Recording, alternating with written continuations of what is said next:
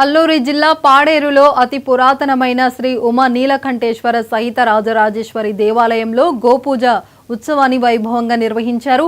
సంక్రాంతి సందర్భంగా తిరుమల తిరుపతి దేవస్థానం వారి సౌజన్యంతో ఆలయ ధర్మకర్త కొత్తగుల్లి సింహాచలం నాయుడు ఆధ్యాత్మిక సేవా బృందం ఆధ్వర్యంలో గోపూజ ఉత్సవాన్ని జరిపారు. ఇక ఈ కార్యక్రమంలో భక్తులు పెద్ద సంఖ్యలో హాజరయ్యారు.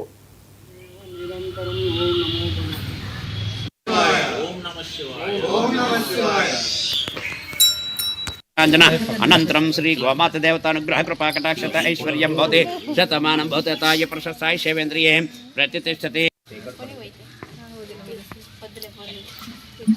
ನಾನು ಒಂದು ಸೀರಿಯಸ್ ಜೋಡ್ಕೆ నాకు భయం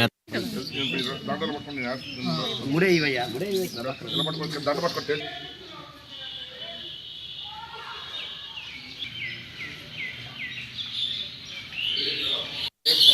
రోజు వచ్చినట్టు మాట్లాడుతా రేపు వచ్చేసి నీకు లేట్ అయిపోయింది.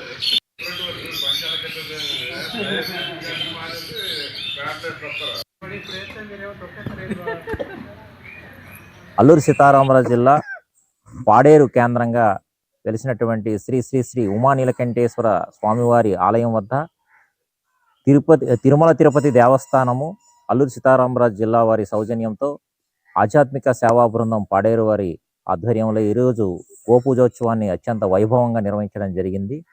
మరి సకల దేవతలకి మూలము గోవు, అలాగే సర్వతీర్థాలు గోవులో ఉంటాయని చెప్పేసి మన పెద్దలు మనకు నేర్పినటువంటి ఒక మంచి సందేశము. మరి ఈరోజు గో సంపదని మనం కాపాడుకోవాలి, గోవుని ఒక పవిత్రమైనటువంటి మరి దైవరూపంగా భావించి మనము ఈరోజు ఈ దేవాలయం వద్ద గోపూజోత్సవాన్ని ఏర్పాటు చేసుకోవడం జరిగింది.